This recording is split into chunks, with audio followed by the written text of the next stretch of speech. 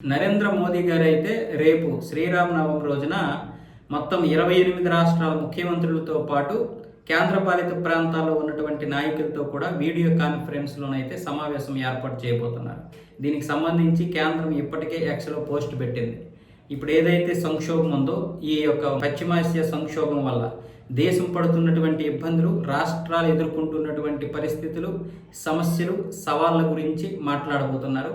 ప్రజల్ని అన్ని విషయాల్లో కూడా సమాయత్తం చేసి అప్రమత్తంగా ఉండాలని చెప్పాము. మీరు కూడా అదే విషయం చెప్పాలి. అలాగే మీకేమేం కావాలో వాటిని ఏ విధంగా సమన్వయం చేసుకోవాలో కేంద్రంలో ఉన్నటువంటి మంత్రులతో సమన్వయం చేసుకుంటే ఎక్కడా కూడా రాజకీయాలు చేయకుండా ఒక టీం ఇండియా లాగా ఈ సంక్షోభం పోయినంత వరకు కూడా రాజకీయాలు వద్దు, కేవలం ఒక టీం ఇండియా లాగా మనందరం కలిసికట్టుగా పనిచేద్దాం. విమర్శలొద్దు, ప్రతి విమర్శలొద్దు, ఏదైనా సరే అందరం కలిసికట్టుగానే ఒక సమస్యను అయితే పరిష్కరించడానికి ప్రయత్నం చేద్దాం అనే ఉద్దేశంతో ఈ యొక్క సమావేశం ఉండబోతున్నట్లుగా తెలుస్తుంది. సో అందరు రాష్ట్రాల ముఖ్యమంత్రులకు కూడా సమయం కూడా కేటాయించారు. అయితే సమయం ఏంటి, ఉదయమా సాయంత్రం అనేది తెలియదు. ఇంతకు ముందే నరేంద్ర మోదీ గారు పార్లమెంట్లో, లోక్సభలో ఈ విషయం గురించి మాట్లాడారు. ప్రజలందరూ సిద్ధంగా ఉండండి, ఏ విధంగా కూడా భయానికి ఆందోళనకి గురి కాకండి, ప్యానిక్ అవ్వకండి అని చెప్పారు కదా. అదే విధంగా ఇప్పుడు ముఖ్యమంత్రులకు కూడా ఈ విషయాన్ని చెప్పి సమన్వయంగా టీమిండియాలా పనిచేద్దాం అంటున్నారు.